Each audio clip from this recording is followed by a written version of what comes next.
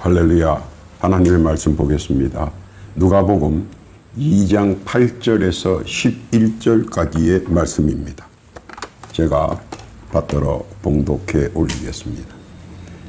그 지경에 목자들이 밖에서 밤에 자기 양떼를 지키더니 주의 사자가 곁에 섰고 주의 영광이 저희를 두루 비추매 크게 무서워하는지라. 천사가 이르되 무서워 말라. 보라, 내가 온 백성에게 미칠 큰 기쁨의 좋은 소식을 너희에게 전하노라. 오늘날 다윗의 동네에 너희를 위하여 구주가 나셨으니 곧 그리스도 주시니라. 아멘. 기도합니다. 하나님 아버지 감사합니다. 복되고 귀한 시간 허락하여 주옵시고 이 시간 주의 말씀을 증거하려 할 터이온데 주의 뜻과 섭리만 나타나고 영광만 나타나는 복된 시간 되게 하옵소서. 시종을 주 앞에 의탁하오며 예수님의 이름으로 기도하옵나이다. 아멘.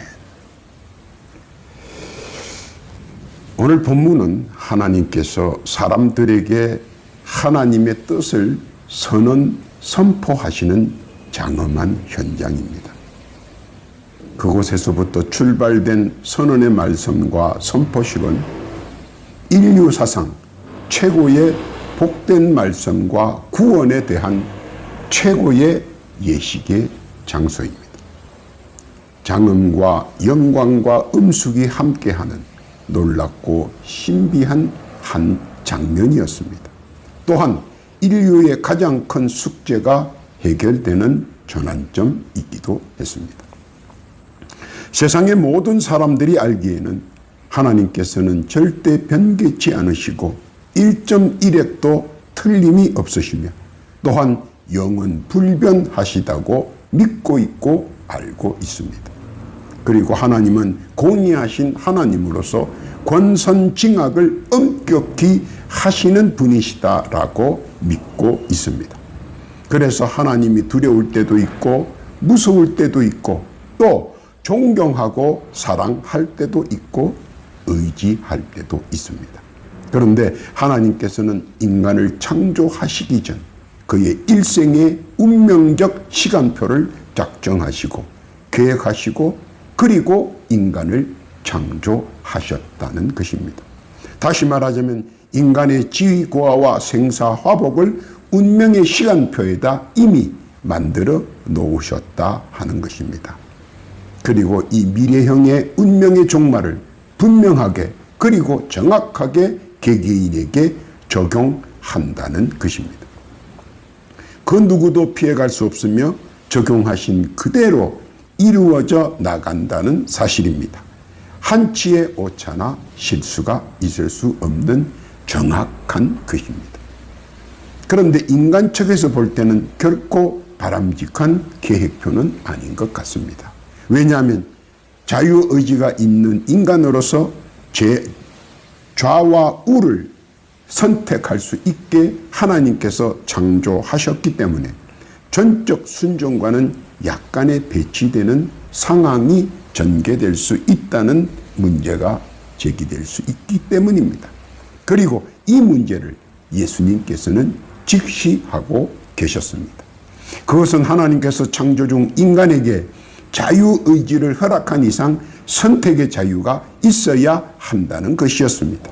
그리고 그 선택에 대한 책임과 결과는 전적으로 선택의 주체인 자신에게만 해당되는 것이고 그렇지 않은 사람들에게 대해서는 명백한 이의가 있다는 사실입니다. 즉 알고도 지은 죄, 모르고 지은 죄, 우연히 지은 죄까지 각자가 감당해야 한다면 그 또한 억울할 수 있다는 요지입니다. 만인 구원설과 만인 구원설이 만인 심판설과 만인 구원설이 서로 상충되는 부분이 있는 것 같다는 것입니다. 이는 상당히 타당성이 있는 이의인 것 같습니다. 그런데 이 이의를 실현하기 위해서는 결국 하나님께서는 중보자로서 그리스도가 필요했습니다. 구원자로서의 중보자가 필요하다는 것입니다. 중보자란, 그리스도란 하나님이 인정한 자가 만유의 죄를 대신해서 죄를 감당하고 또 그 죄의 모든 것을 그가 도말해야 된다는 것입니다. 이해가 난해할지는 모르지만 죄의 제물이 되어야 하고 구원의 제물이 되어야 한다는 것입니다.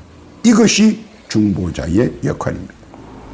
누가복음 24장 26절에 보면 그리스도가 이런 고난을 받고 자기의 영광에 들어가야 할 것이 아니냐라고 기록되어 있습니다. 이를 감내하기 위해서는 비례하여 이를 수용할 만큼 그만한 힘이 있어야 한다는 전제 조건이 있습니다. 아무나 누구나 다 할 수 있는 것이 아니라 특정인이 되어야 한다는 것이기 때문입니다. 여기에 아주 합당한 사람은 바로 하나님의 독생자 예수님이시라는 것입니다. 물론 그것을 알고 있는 예수께서도 이 일이 중차대한 일이므로 아마 많은 고민과 생각을 하셨을 것입니다. 이사야서 53장 6절 이하에 보니까 우리는 다 양 같아서 그릇 행하여 각기 제 길로 갔거늘 여호와께서는 우리 무리의 죄악을 그에게 담당시키셨도다. 그는 모든 죄를 담당해야 한다는 것입니다. 거기에 대한 고민과 생각은 아마도 많았을 것입니다. 그러나 그는 단호히 우리의 편에 서서 책임있게 이 일을 감당하고자 결심하셨고 성육신의 보편적 일들을 하나씩 시작하셨습니다. 요한복음 1장 29절에 보니까 이튿날 요한이 예수께서 자기에게 나아오심을 보고 가로되 보라 세상 죄를 지고 가는 하나님의 어린 양 이로다.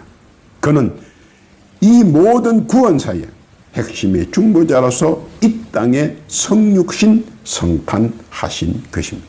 왜냐하면 그는 애초부터 인류의 죄를 담당하시고 더하여 하나님께서 창조하신 인류적인 신적 작정의 운명 계획표를 우리가 원하는 길로 바꿔주시기 위하여 친히 이 땅에 오신 거라는 것입니다. 누가복음 2장 10절 오늘 본문입니다. 천사가 이르되 무서워 말라 보라 내가 온 백성에게 미칠 큰 기쁨의 좋은 소식을 너희에게 전하노라. 그래서 성탄은 인류 역사상 가장 신비로운 사건입니다. 그리고 가장 평화로운 사건입니다.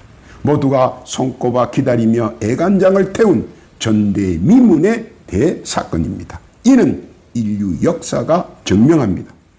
우리가 흔히 사용하는 연도도 예수님의 탄생을 기점으로 예수 전과 예수 후 시기로 구분하여 나누는 것을 보면 잘 알 수 있습니다. 그가 오심으로써 성육신 하심으로 우리에 대한 여러 가지 죄악들을 타파함과 동시에 또 우리들을 위하여 예수 그리스도께서는 특별히 제정해 주신 5가지의 혜택을 우리가 누릴 수 있도록 해 주셨습니다. 어떤 것이 있는가 잘 들어보시고 깨닫기를 바랍니다. 5가지의 어떤 혜택들이 있는가 한번 알아보겠습니다.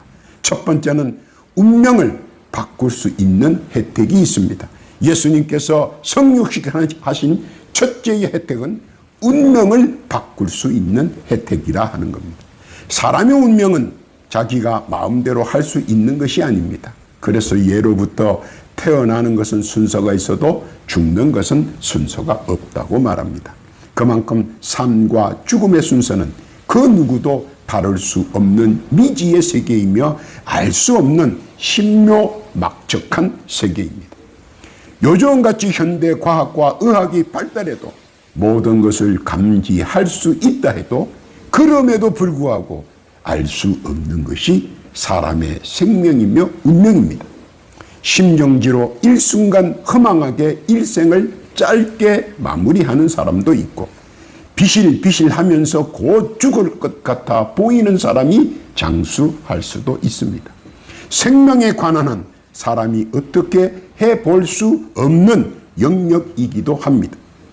그러나 예수께서 3년 공생애에서 보여주신 것은 나자로처럼 죽은 자가 살아나고 회당장 야이로의 딸이 죽었다가 살아납니다. 바로 예수님께서는 이런 사건들로 우리에게 보여주시는 것은 예수와 함께하면 그 어떤 죽음까지도 삶으로 바꿀 수 있다는 것을 예시로 보여주시는 것입니다. 예수께서 이 땅에 오신 목적이 바로 이것입니다. 정해진 운명도 예수와 함께라면 뒤바꿀 수 있다는 전제가 수용되는 것입니다.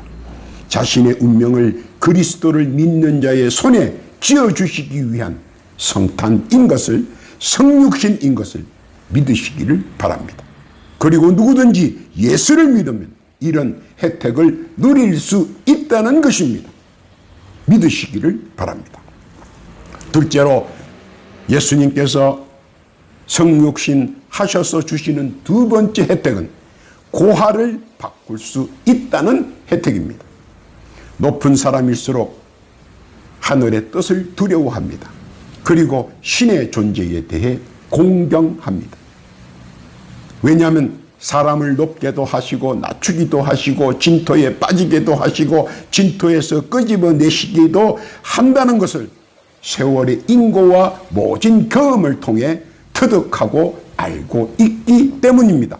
사무엘상 2장 7절 이하에 보니까 여호와는 가난하게도 하시고 부하게도 하시고 낮추기도 하시고 높이시기도 하신다고 기록되어 있습니다.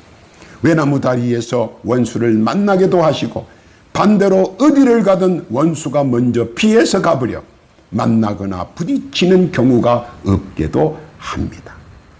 에스더서 6장 2절 이하에 보면 모르드게처럼 성문 경비에서 왕의 처소를 지키는 경호원으로 영전할 수 있고, 반대로 하만 군대장관처럼 높은 자리에서 역지사지로 장대에 목이 걸리는 비참한 자리에까지 갈 수도 있다는 것입니다. 이를 보면서 느끼는 것은 반대자가 아무리 치밀하게 계획하고 바라도 예수 그리스도를 믿는 자들을 위해서는 항상 전세를 되돌릴 수 있다는 것을 보여줍니다. 술수나 쾌락에 의해 올무에 갇히게 될 때에도 헤어나올 수 있는 단 하나의 희망은 예수께서 우리를 위해 역전의 발판이 되어 주신다는 사실입니다. 그러므로 절망이 희망이 되고 낭망이 소망이 되며 의기소침이 용기 100배가 될 수 있다는 사실입니다. 예수께서는 이를 위해 이 땅에 오셔서 우리들의 고하의 전세를 언제든 역전으로 돌려주시기 위하여 이 땅에 성찬하셨고 성육신하셨습니다. 그리고 우리에게 고하의 역전의 혜택을 주시고자 친히 이 땅에 오셨습니다. 믿으시기를 바랍니다. 세 번째는 생로병사를 바꿀 수 있는 혜택을 주시기 위하여 이 땅에 오셨다 하는 겁니다. 모든 병의 근원은 사람들의 몸속에 이미 있다는 사실입니다. 무서워하는 암 그리고 질병들이 모두 우리 몸속이 스스로 만들어냅니다. 일종의 백신 효과를 내기 위하여 약하게 만들어냅니다. 밖에서 유입되는 것이 아니라 안에서 밖으로 분출하는 것입니다. 이로써 우리가 잘 알 수 있는 것은 영육이 강건하면 건강하고 건강하면 병을 이길 수 있고 영육이 강건치 못하면 건강이 불량하고 건강이 불량하면 병을 이기지 못해 결국 밖에서 지원을 받아야 한다는 것을 우리들은 전문 지식이 없어도 대충 압니다. 여기서 가장 대두되는 것이 영육 간의 강건함입니다. 바디메오는 예수를 만나 눈을 떴습니다. 혈루증 여인은 예수를 만지자 혈루병의 근원이 사라졌습니다. 중풍병자가 예수를 만나 말씀을 듣자 중풍병이 사라져 버렸습니다. 허다한 사람들이 예수를 만나 말씀 중, 기도 중, 그리고 체험 중 감동으로 육신의 질고가 사라져 버리고 말았습니다. 그런데 원래는 바디메오는 장님으로 일평생 흑암 속에서 살아야 하고, 혈루증 여인은 피를 하혈하면서 피가 마르는 고통 중에 살아야 하고, 중풍병자는 중풍으로 저리는 고통 속에서 울부짖으며 살아야 하고, 그뿐만 아니라 허다한 사람들이 자기에게 오는 천연이라고 생각하며 고통 속에서, 아픔 속에서 좌절하면서 짐승보다 못한 생활을 하며 하늘을 우러러보며 매일 울부짖고 소리치며 가슴에 한과 멍을 두고 살아야 했습니다. 현대의학에서도 현대과학에서도 해결하지 못하는 것들이 얼마나 많이 존재합니까? 그렇지만 예수 그리스도를 믿는 자에게 이러한 고통을 해방시키고 육신의 질고와 희망과 자유를 주시기 위하여 예수께서 성탄하시고 성육신 하신 것입니다. 마태복음 8장 17절 이하에 보니까 이는 선지자 이사야로 하신 말씀에 우리 연약한 것을 친히 담당하시고 병을 짊어지셨도다 함을 이루려 하심이더라. 우리에게 육신의 질고를 해방시켜 주시려고 예수의 신유의 기적의 혜택을 누리게 하기 위하여 우리 구주 예수께서 이 땅에 친히 성탄 성육신 하신 것입니다. 믿는 자에게 능치 못함이 없게 하려 하심이라는 것입니다. 예수님의 성육신의 숭고한 뜻을 믿으시기를 예수님의 이름으로 부탁합니다. 네 번째 혜택은 뭡니까? 화복을 바꿀 수 있는 혜택이 있습니다. 부자는 하늘이 낸다고 합니다. 그런데 우연히 하늘이 만드는 것이 아니고 대기만성이 되어야 하며, 대기만성은 하늘의 뜻을 기다리는 자를 말합니다. 이를 뒤집어 보면 하나님께서 화와 복을 주시는 것이다 라고 정의할 수 있다는 것입니다. 대를 이은 부자, 생각보다 쉽지는 않습니다.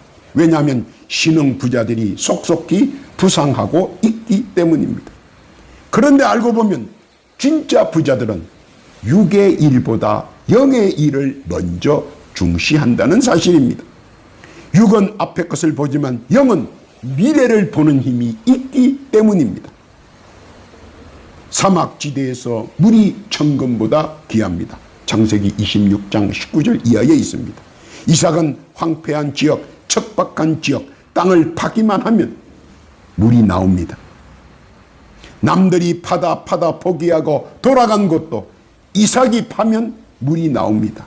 물이 마치 이삭이 우물 파기를 기다렸다는 듯이 이삭이 우물을 파기만 하면 콸콸 쏟아져 나옵니다. 왜일까요? 원인은 단 한 가지입니다. 그는 기도하는 사람이기 때문에 가능했습니다. 물이 그들을 기다리는 것이라는 뜻도 됩니다. 현대에서도 마찬가지입니다. 재물이 그를 부자로 만드는 것입니다. 사람이 부자를 만든다는 것은 결코 아닙니다. 그래서 옛말에 돈이 사람을 따라야지 사람이 돈을 따른다면 실패한다고 말하기도 합니다. 결론은 재물은 신의 조화 속에서 나오는 산물입니다. 단지 우리가 누구의 신의 조화 속에 선택당하는가 하는 것입니다. 물론 현대사회에서 웃을 일 같지만 사실 웃을 일만은 아닌 것 같습니다. 그런데 기가 짧은 사람들은 이를 잘못 해석하고 잘못 선택하여 진흙 속으로, 늪 속으로 영원히 빠져나오지 못하는 구렁텅이로 빠져 들어갈 수가 있습니다. 이유는 유한한 인생이 무한한 사탄이나 귀신이나 마귀의 광명의 입놀림에 사탕발림에 당할 수밖에 없기 때문입니다. 그래서 그들이 세운 뜻이나 올가미에 걸려 꼼짝달싹 하지 못하고 당하는 수밖에 없습니다. 그리고 종래 자기 자신을 자기 스스로가 가장 비참하고 참혹하게 결론을 지어주려고 합니다.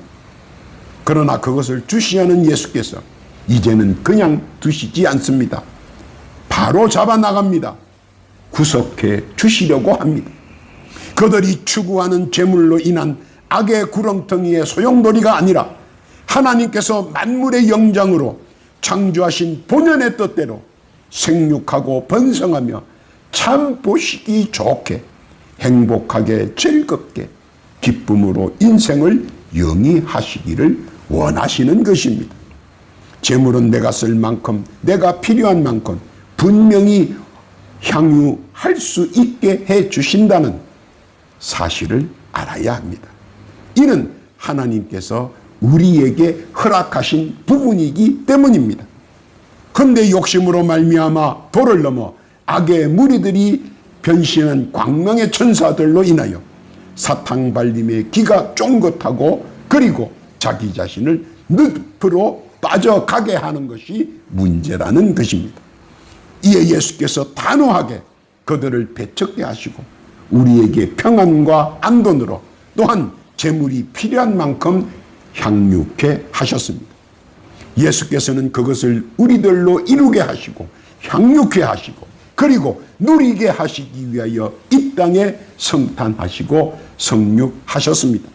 이러한 하나님의 진정한 뜻을 누리는 풍요의 복의 혜택을 받게 하기 위하여 우리 구주 예수께서는 이 땅에 오신 것입니다. 감사함으로 찬양하시기 바랍니다. 그리고 하나님의 위탁을 받아 우리에게 한없이 축복하시는 그 예수님을 믿고 받아 누리시기를 예수님의 이름으로 축복합니다. 다섯 번째 혜택은 무엇입니까? 영혼의 종착지를 바꿀 수 있는 혜택입니다. 인간에게 가장 바라는 소망이고 신망이고 또 순전한 바람입니다. 그러나 누구나가 다 바라는 것들이지만 정작 잘 알지도 못하고 이해하지도 못하는 것입니다. 왜냐하면 사람이 가지고 있는 자유의지 중 한 가지인 의심이라는 소화병 때문입니다. 이 병에 한번 걸리면 빠져나오기가 어렵습니다. 의심하고 의심하고 그리고 또 의심합니다. 그래서 아무리 많은 합리적인 해결책도 모두 의심병 앞에서는 허사입니다. 대표적으로 가룟 유다가 있습니다. 의심병은 예수를 은30에 팝니다. 헤롯 왕이 있습니다. 수많은 어린아이와 수많은 사람들을 해하였습니다. 의심은 사탄이 사용하는 무기 가운데 가장 우수한 무기입니다. 미혹과 혼미 그리고 의혹은 모두 의심에서 시작되는 불치의 병입니다. 그리고 이를 육신에 접목시켜 버립니다. 보이는 세상이 전부라고 육에게 계속해서 충동질합니다. 그리고 영의 세계에 귀를 닫게 하고 계속해서 의심하고 공격하고 그리고 의심을 방어하려고 합니다. 그래서 사람들은 보이는 세계는 인정하되 사후 세계는 자꾸 경시하려는 경향이 있습니다. 그런데 사실 그들도 그렇게 말하지만 두렵고 무서워합니다. 왜냐하면 의심 속에서도 사후 세계에 대한 양심의 굴뚝이가 남아있기에 의심하면서도 알고 싶어하고 의심하면서도 듣고 싶어하고 의심하면서도 조금씩 믿어갑니다. 마지막 죽어가면서 그들은 사후 세계를 봅니다. 스데반이 사도행전 7장 55절 이하에 보면 그는 죽어가면서 사후 세계를 봅니다. 사도행전 7장 55절에 있는 말씀입니다. 스데반이 성령이 충만하여 하늘을 우러러 주목하여 하나님의 영광과 및 예수께서 하나님 우편에 서신 것을 보고 말하되 보라 하늘이 열리고 인자가 하나님 우편에 서신 것을 보노라 한데 스데반은 사후 세계를 봤습니다. 십자가 산상에서 오른쪽 죄인이 보았습니다. 누가복음 23장 43절에 증명하고 있습니다. 그리고 우리도 언젠가는 볼 수 있는 대목입니다. 그런데 많은 사람들이 사후 세계는 인정하면서도 어떻게 하여야 사후 세계에 안착하는가를 두고 의견이 분분합니다. 왜냐하면 세상은 하도 가짜가 판을 치는 세상이라 그런 것 같습니다. 그러나 지금도 많은 사람들은 진심 어린 고백들을 합니다. 예수 천당, 불신 지옥을 말입니다. 예수께서는 안타까워하시는 부분이 바로 이 부분입니다. 모든 사람들은 이제 누구나 할 것 없이 천당, 지옥 인정하고 인지합니다. 그리고 지옥의 무서움이 바람결의 등골을 오싹하게 만듭니다. 그것은 사람들이 세상에 살면서 자기 유익을 위해 악의 행동과 행위를 한 것을 스스로 잘 알고 있기 때문입니다. 그래서 후회도 하고 회개도 하고 움츠러들고 우울해지고 병약해집니다. 그래도 마음이 편치 않아 점점 나약의 나락 안으로 떨어집니다. 예수께서는 이 점에 유의하시고 다섯 번째 혜택으로 예수를 믿고 의심의 구렁에서 들쳐 나오라는 것입니다. 예수를 믿으면 지옥에서 천국으로 갈 수 있다는 것입니다. 이것을 실행하시기 위하여 이 땅에 성육하신 것입니다. 믿으시기를 바랍니다. 예수를 믿으면 지옥에서 천국으로 간다는 것입니다. 이 구원의 혜택을 누구든지 와서 받아가라는 것입니다. 믿음으로 받아가라는 것입니다. 그리고 해맑게 자랑스럽게 당당하게 이 세상에서 예수께서 주신 영육간의 강건함을 누리며 즐거운 인생이 되시기를 우리 구주 예수님께서는 바라고 바라시는 것입니다. 왜냐하면 보시기에 참 좋았기 때문입니다. 믿으시기를 바랍니다. 예수께서 우리들을 사랑하사 다섯 가지 혜택을 주시기 위하여 이 땅에 오신 뜻 깨달고 열심히 예수께서 주신 다섯 가지 혜택을 누리며 향유하며 느끼며 기쁨으로 살아가는 복된 성도, 귀하고 복된 한 주간 다 되시기를 우리 구주 예수님의 이름으로 축원합니다.